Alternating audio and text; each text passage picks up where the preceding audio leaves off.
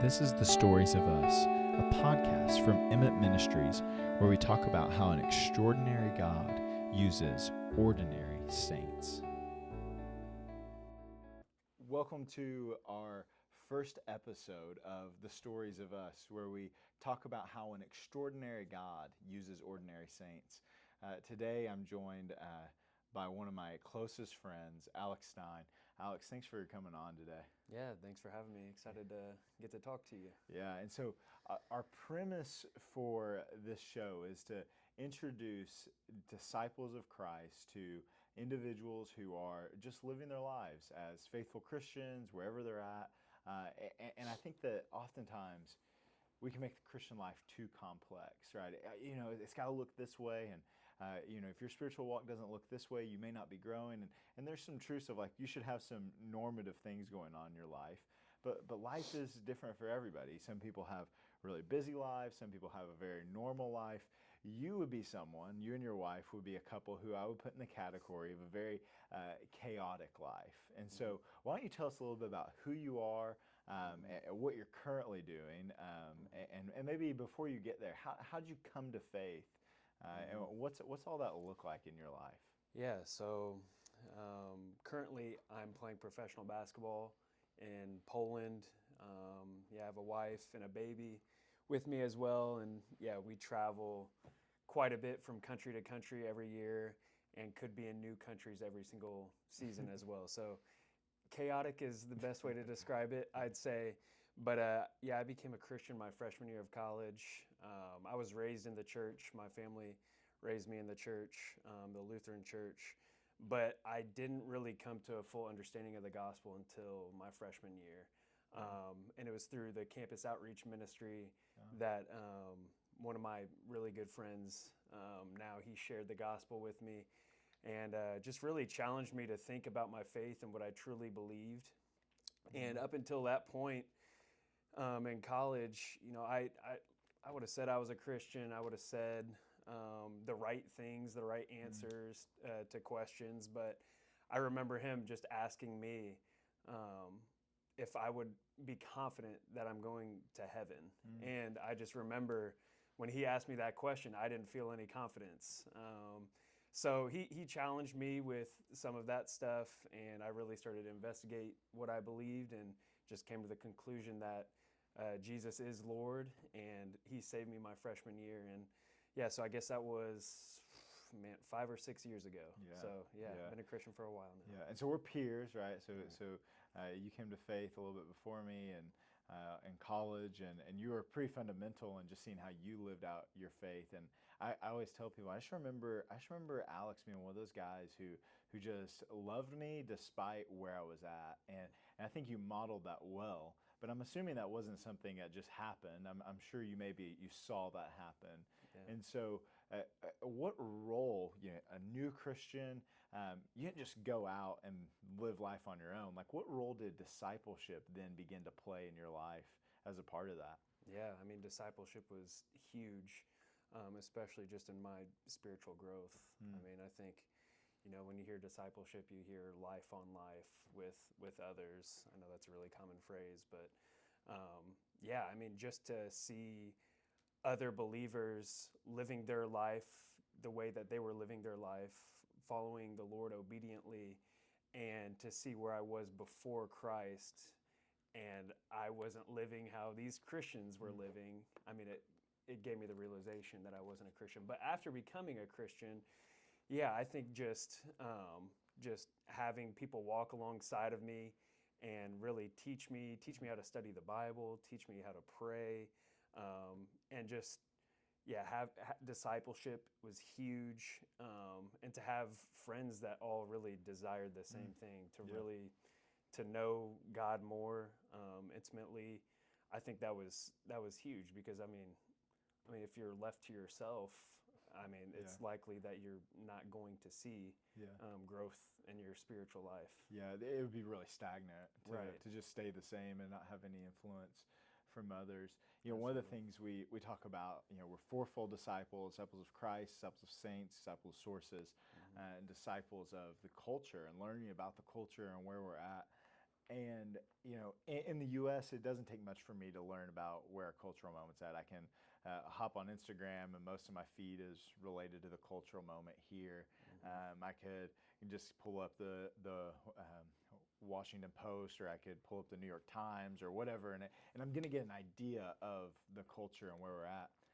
And that's helpful and relevant for me in doing ministry in this context, but you're not necessarily always even in the same culture. It'd be really ignorant to say that cultures are the same everywhere. And so Poland, really the last half of this past season, Poland again this season, the season before that Croatia, the season before that Belgium, the season before, the season before that Canton, Ohio, Luxembourg, and then Canton, Ohio, and right. And so you've had these different cultural experiences.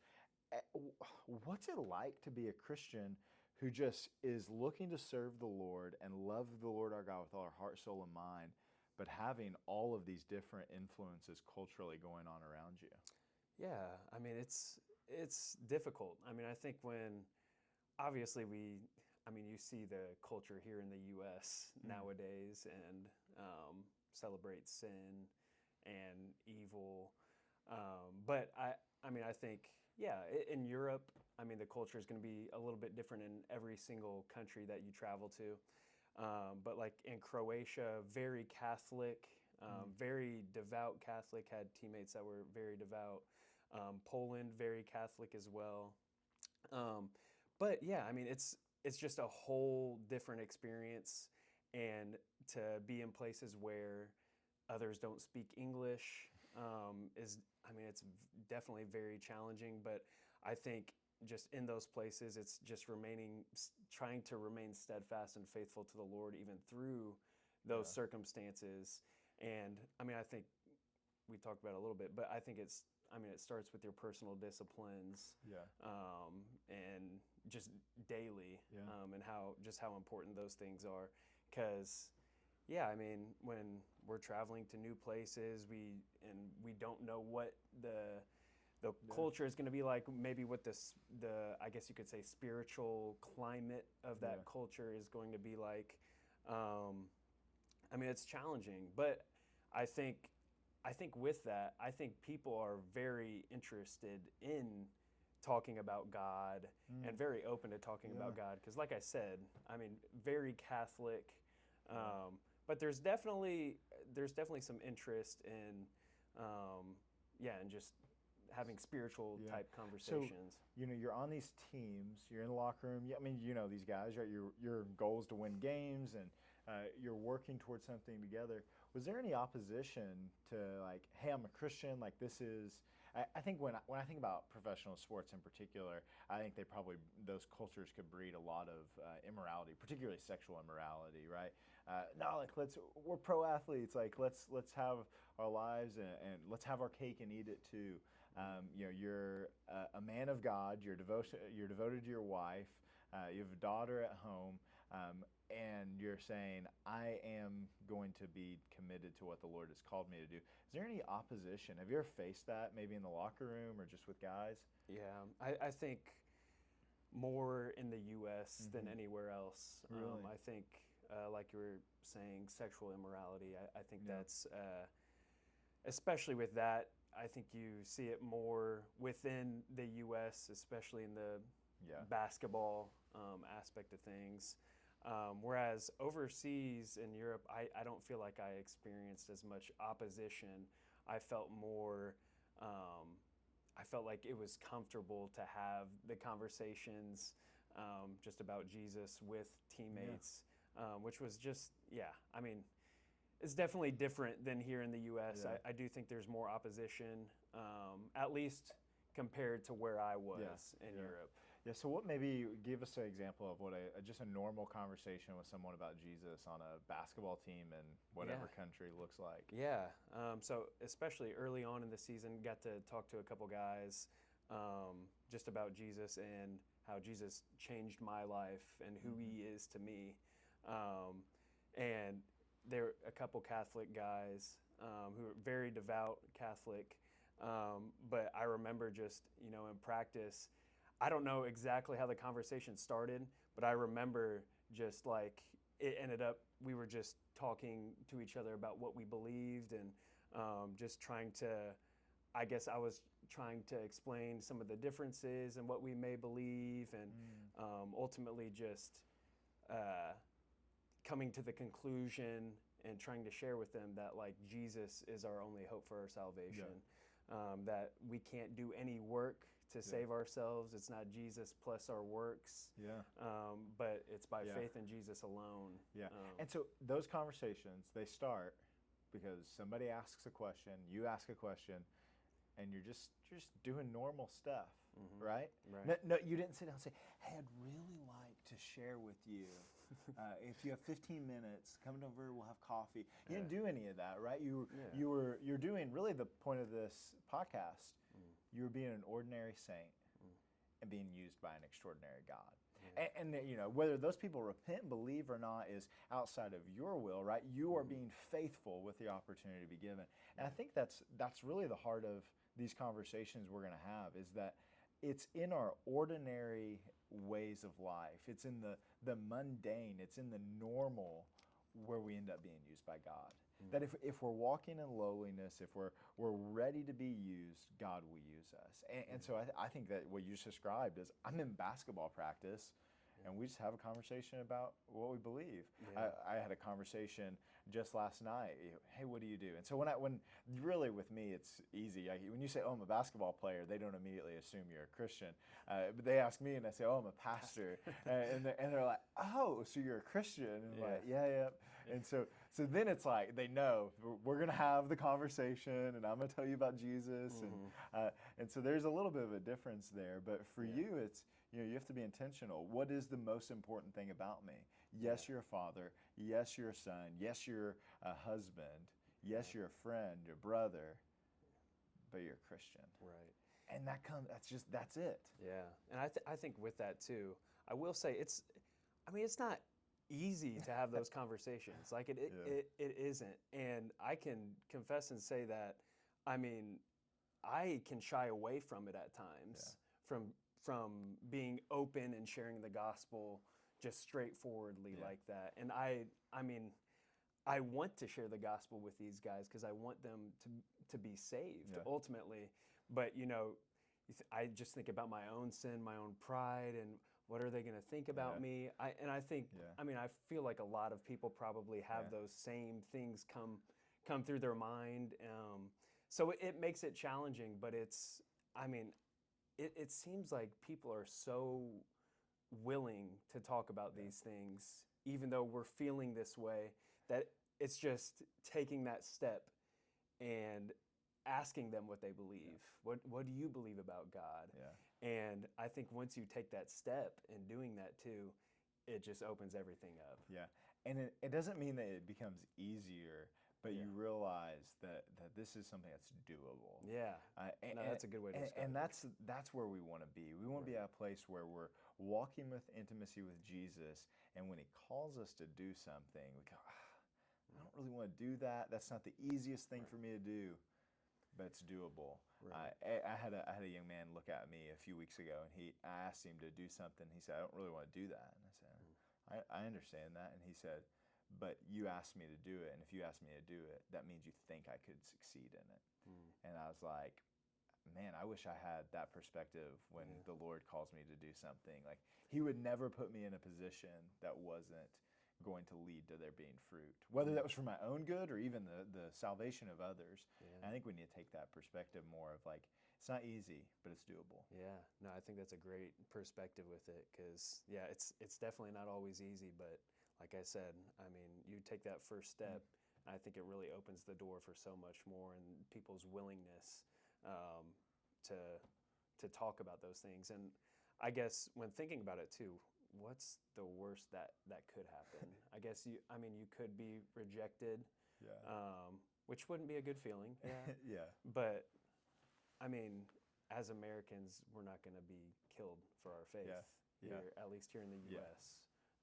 So just things to think about with that. That's the huge point. It's like, they don't like me anymore. It's like, well, you were faithful, and so I'm thankful Isaiah wasn't, "Oh, what if they don't like me, right? When he goes in, he proclaims truth, he proclaims truth. And so maybe we need to have a little bit more of an attitude of that. And so faithfulness in the ordinary comes out of time with the Lord, time in the Word, practicing spiritual disciplines, right? You're an athlete, you know what it means to discipline your body, to be practicing, to be honing your craft as a basketball player. Now, you're in a context where not a lot of English speaking churches, and so you could go to a church that speaks whatever native language that you don't speak, Right. or you could drive far away. And maybe I think this last season you had a lot of travel, and so church was never going to work to be able to make church every single Sunday. And so, how significant in those contexts is spiritual disciplines? And then just now you're here in the States for a little bit of time. Is it maybe a little bit of a break from the spiritual disciplines, or are you like, no, we need to be prepared because we're going back? And so what does spiritual disciplines look like while you're overseas? And I have a follow-up question on that as well. So Yeah, I mean, spiritual disciplines, like I said, they're very important. And I can say I definitely don't do it perfectly by any means, but I think just consistent study of God's Word and prayer each day is very important. But I think also, especially with having a family, is trying to lead them in those things as well. Now, like you said, the church aspect, while we were in Belgium, last year we ended up getting connected to a really good church. It was about 50 minutes away, but we developed some quality friendships with people there, English-speaking church. So that was a great opportunity for us. But we really felt the weight of not having a church this year. And I mean, it was very difficult for us. And I think just being back here in the U.S. and being able to go to church, I mean, it's just such a blessing to be surrounded by other believers. I mean, not only on Sunday, but throughout the week as well, because, throughout each season too, we're not around a ton of believers, but we were blessed to be around a couple this past season in Poland, though, that were believers, and I just felt, definitely some encouragement from that, and I know my wife did as well. It was definitely a blessing for us. Yeah. And that's our pastor has been saying this more frequently, is that we need to feel like we've been to church. Like there's something that comes from being with God's people on the Lord's Day and worshiping Him and being in awe of who He is together as God's people. And so that's a hard thing that you're going through with it. And so you're just soaking it up right now, right? And there is that unique opportunity of what you just talked about there with this couple, how significant godly relationships are outside of the Sunday morning. If our faith is just on Sunday morning, then forget it. I don't want that. Like I want to be with Christians on Monday evening and Tuesday and Thursday, or Tuesday, Wednesday, Thursday, and Friday and Saturday. I want to be with God's people, and then on Sunday we're going to come and worship Him together on the Lord's Day. Right. And so how significant are godly friendships for you and your wife? Oh, I mean, they're huge. I think we've developed such a core group of friends here. I mean, obviously, me and your friendship and with others as well, that has just been, a great help to us while we are overseas in those situations where we aren't around as many believers. But it's such an encouragement to be around other believers and to have close friendships with those kind of people, and also people to hold you accountable to certain things, whatever it may be, and to walk with you through trials and suffering. It's so important. Like we've already talked about. You can't live this Christian life alone. And I say that, and we were in Poland, and we didn't have a church, and like I said, it was very, very hard, very difficult. But such a blessing to have a couple other believers there with us as well. That was very helpful. Yeah. When you think about your guys' relationship as a couple, when you're as a parents as well now, what does it look like for you guys to have an aspect of family worship? Because there are those weeks, right, where you know maybe the only other Christians you knew are gone, Yeah. and so what does it look like to worship the Lord together as a couple?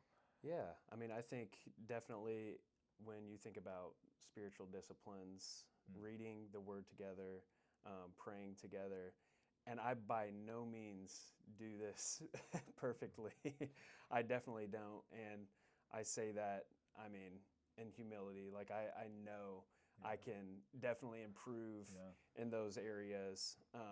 But I think, especially with a baby now, but to just set an example of how we are going to live our lives and what we truly cherish and what we love, and we want that to ultimately look like we want it to be Jesus.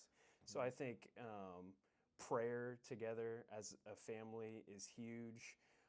I know our daughter; she's 9 months old, so she doesn't know exactly what's going on yet. But I mean, I think for us, just to be able to pray and have her see us pray, and just kind of setting that example early and trying to lead my family early on in her life in that way.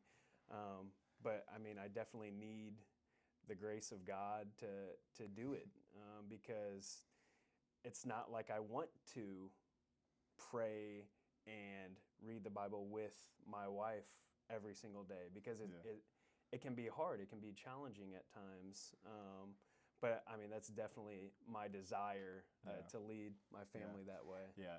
If I've yet to meet someone who says, we do family worship the best. Like we're the best at it. And there's different ways to do it. There've been different ways over the past 100 years on how to do it. And I think many people are just trying to figure out what does it look like to be faithful. And I think that really that's going back to the heart of this podcast, the stories of us. We're just normal people who just want to be faithful, who just want to serve the Lord Jesus with all their heart, soul, and mind, to live for Him, to grow in the grace and knowledge of Christ, to walk in a manner worthy of the calling which has been given. And we're failing, and we're being forgiven, and we're walking in righteousness, and we're failing, and we're being forgiven, and we're walking in righteousness. And my hope with conversations like this with you, someone would hear you say these things, and they'd say, Alex Stein, not perfect basketball player, so I'm not living that life. I'm not a professional basketball player. Ordinary saint. But he's talking about how an extraordinary God uses him day in and day out. And that's the point of it all. If my walk with the Lord leads people to wanting to look more like me, just me, and not look more like Jesus, I missed the point. I missed the point of my pursuit of Christ. And so, you think about that idea of ordinary things being used for the glory of God, your ordinary life being used for the glory of God. And I think we want to push back against the idea of ordinary. I recently read Kelly Kopic's book, You're Only Human, and it was really important read for me. I'm a perfectionist. I don't like to fail at things. We went golfing this morning. A perfect example of me learning to grow in humility, because I failed a lot today. And that book is all about the finitude of man. We're not perfect. We're not infinite. We're really just kind of ordinary. Yeah. And that's okay. Yeah, I was gonna say that's okay. It's okay to be ordinary. I mean, I don't want to be extraordinary. I don't want to live an extraordinary life in any kind of way. Ultimately, it's just being faithful and living for God's glory. I think that's the most important thing. Yeah. And so you just said living for God's glory. One of the questions I often get, just in general, whether that's in ministry or even in the podcast stream, is when Paul says, whatever you do, whether you drink or eat, do it all to the glory of God, is what does that mean? How do I give God glory in my eating and my drinking? And my response is it's the heart posture, right? That we're thankful, we're honoring the Lord. That when you taste that bite of steak, and we've shared some good steaks over the years together, when you taste that bite of steak, you're saying, God, thank you for giving me amazing taste buds to taste amazing steaks, right? You're honoring the Lord in your speech. You're honoring the Lord in your actions and your thoughts. You're wanting Him to be extolled. How do you do that in basketball? Yeah. I think in the basketball arena, most of the time, probably in all professional sports, it's most of it is trying to glorify self and to build up self. Yeah. And I think I can sense that in me, but ultimately I do want to glorify God with my abilities that He has given me, and to know that He has given me these abilities and He's given me these opportunities, and I guess you can say this platform to live for His glory and to share Jesus with others as well. So, but yes, I mean, there's definitely the temptation to live for, I guess, the fame and the money and that sort of thing. Not that I'm playing basketball in Poland. I'm not in the NBA or anything like that. So it's nothing special. But I think that's a temptation, definitely I'd say for all believers within professional sports, especially. And I would maybe even add probably a temptation from any believer who's on any type of platform, right? Whether a singer or a regular speaker, there's a temptation there that this could become very quickly about my craft, my abilities, how I look, rather than the one I'm pointing to. Right. And so I just think that that's such a good answer of like even the willingness to admit like there is a desire at times to want this to be There's about the me. temptation for that, but I think ultimately too, it's to, like I said, these like the abilities that you have been given by God, and then you want to work for the Lord. Work heartily as you're working for the Lord, as if you're working for the Lord, because we are. Yeah. So, I don't know. Those are things I definitely think about. And going back to having other believers around you, when you have other believers around you, that even becomes easier to do that alongside with somebody else. Yeah. This will be one of our last questions kind of as we wrap up. You and I both spent many years with Jeff and I on Saturday mornings. We spent there was a period I think where we were over there like 3 to 4 times in a week, and swimming and eating and just hanging out and singing hymns. And so, what impact has, and we've talked about the impact of discipleship, but Jeff being the founder of Emmett Ministries, having such a big influence on both of our lives, what role has Jeff Knight played in your life currently as well? Not just in the past, because he's not dead, right? He's still here, he's still serving, and you guys were meeting via Zoom at different times, and so. Yeah, I mean, I'd say he's probably had more of an impact than anybody probably has in my Christian life. He's discipled me ever since, maybe not ever since I became a Christian, but I guess probably 4 or 5 years, whatever it may be. But I always say that he taught me how to pray. And I just remember, when going into Jeff's study, and probably for the first time, and we start praying, and it's like, man, I've never prayed like this before. Like this is just different from what I've experienced in terms of just deep prayer, and doing it with other brothers is just really special. But yeah, he's discipled me for 4 or 5 years, and I know you've told him you want him to disciple you for however long he lives. And I'm sure it will probably be the same way for me as well, because he's taught me how to study Scripture.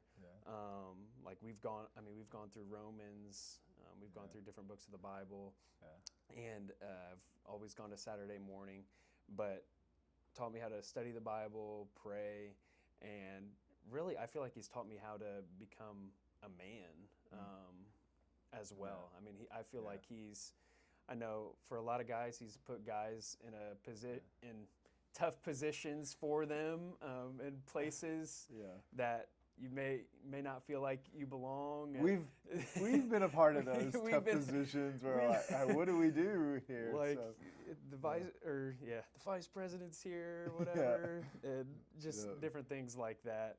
But yeah, I mean, he's had a tremendous impact on my life, and I mean, ever just grateful Yeah. for all that he's done Yeah.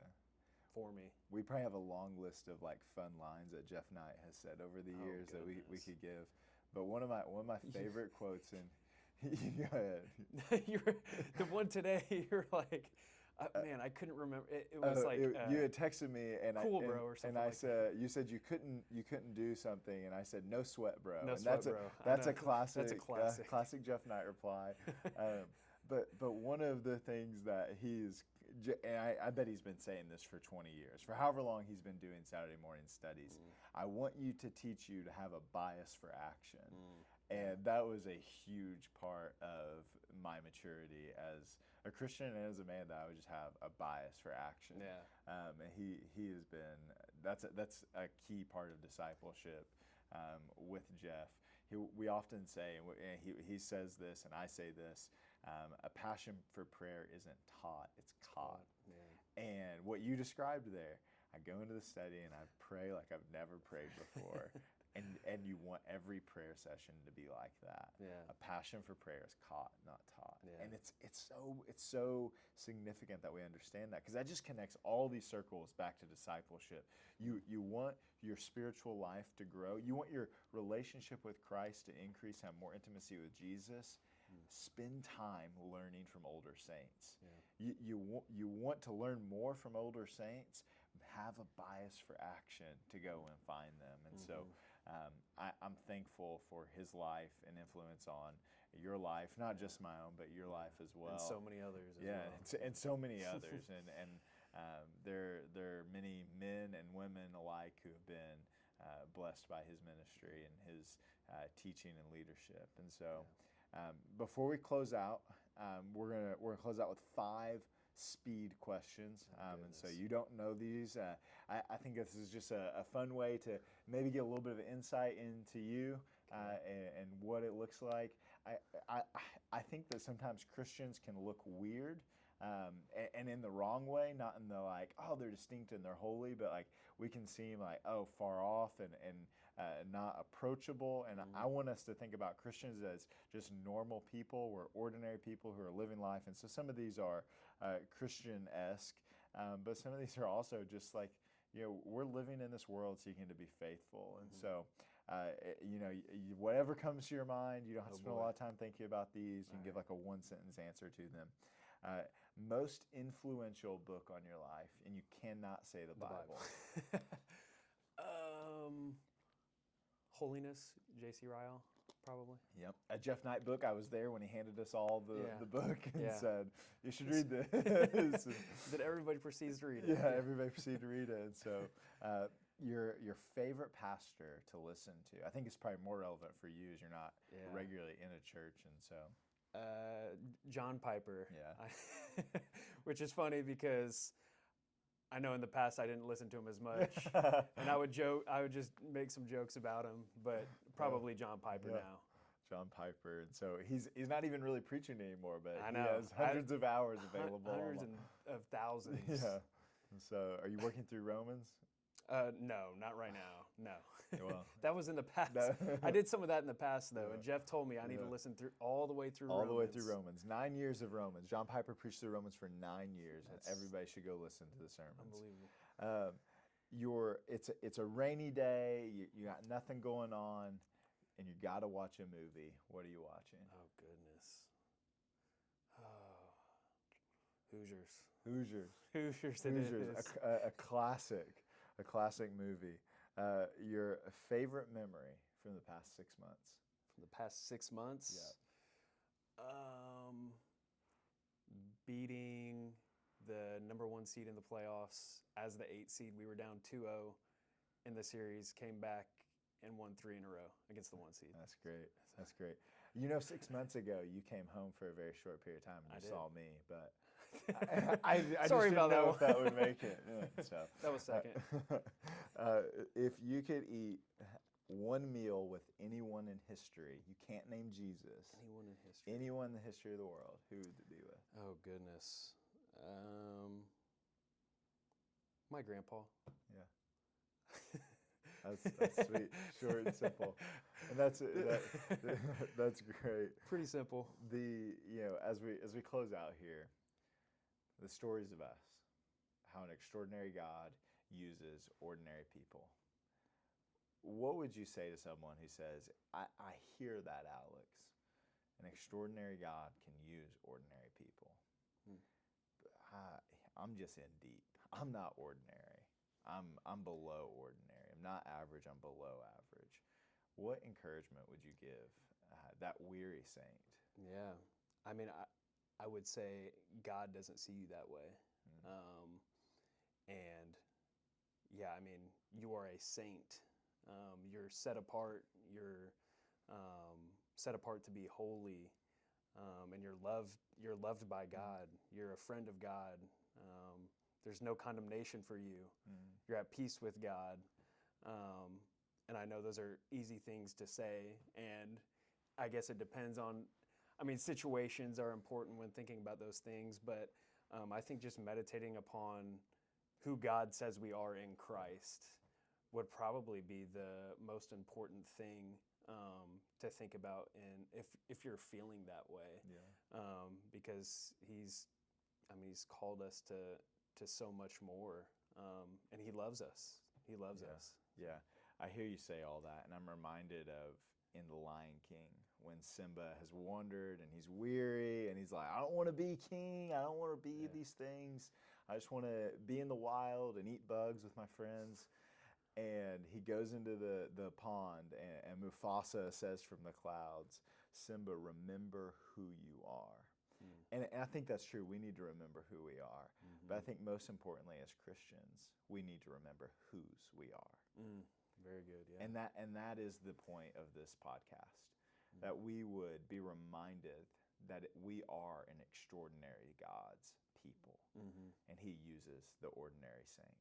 Yeah. And so, Alex, thanks for coming on. Yeah. I really appreciate you in my life, and I appreciate you taking the time out of your busy schedule to come and Absolutely. It was a pleasure. Thanks for having me. Yeah. Appreciate it. So thank you for listening. Hopefully this was helpful for you to be encouraged to get into discipleship and to get into your spiritual disciplines and to participate in evangelism, because an extraordinary God really does use ordinary saints. Thanks for listening to the Stories of Us. Please like, share, and follow. And visit emmettministry.org for more resources on discipleship, theology, apologetics, evangelism, and